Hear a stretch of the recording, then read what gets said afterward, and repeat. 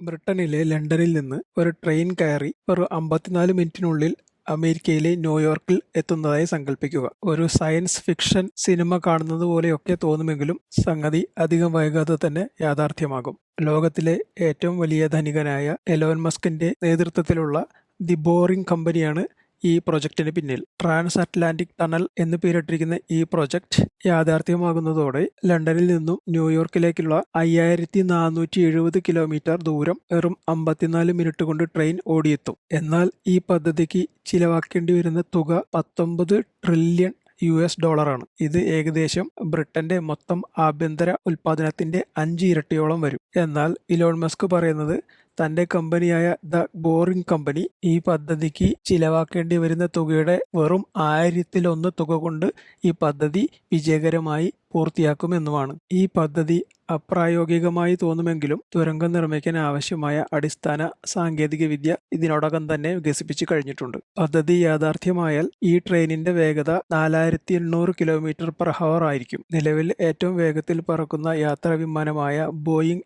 747 8i വിമാനത്തിന്റെ ഏകദേശം 4.5 ഇരട്ടിയോളം വേഗത വരും ഇതിന്. വാക്വം ട്യൂബിന്റെ മാതൃകയിൽ നിർമ്മിച്ചെടുക്കുന്ന ടണലും കാന്തിക ശക്തിയാൽ പ്രവർത്തിക്കുന്ന ട്രെയിനുകളും ഉൾക്കൊള്ളുന്ന ഈ സംവിധാനം ഘർഷണം 0 നിലനിർത്തുന്നത് കൊണ്ടാണ് ഇത്രയും വേഗത കൈവരിക്കാൻ കഴിയുന്നത്.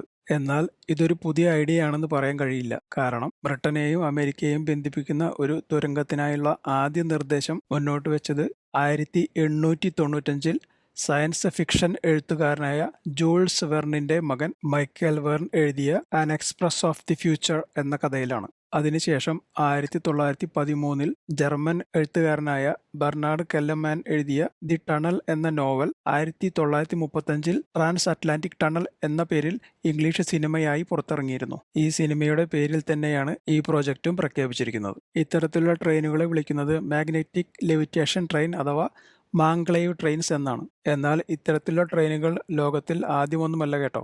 ജപ്പാൻ, ജർമ്മനി, ചൈന തുടങ്ങിയ രാജ്യങ്ങളിൽ ഇപ്പോൾ തന്നെ ഇത്തരം ട്രെയിനുകൾ വ്യാപകമായി ഉപയോഗിക്കുന്നു. എന്നാൽ നിലവിലുള്ള ട്രെയിനുകൾക്കൊന്നും ഇപ്പോൾ പ്രഖ്യാപിച്ചിരിക്കുന്ന പദ്ധതിയുടെ ഭാഗമായി വരുന്ന ട്രെയിനുകളുടെ 8-1 വേഗത പോലുമില്ല എന്നതും ഈ പദ്ധതിയെ അതിശയിപ്പിക്കുന്നു.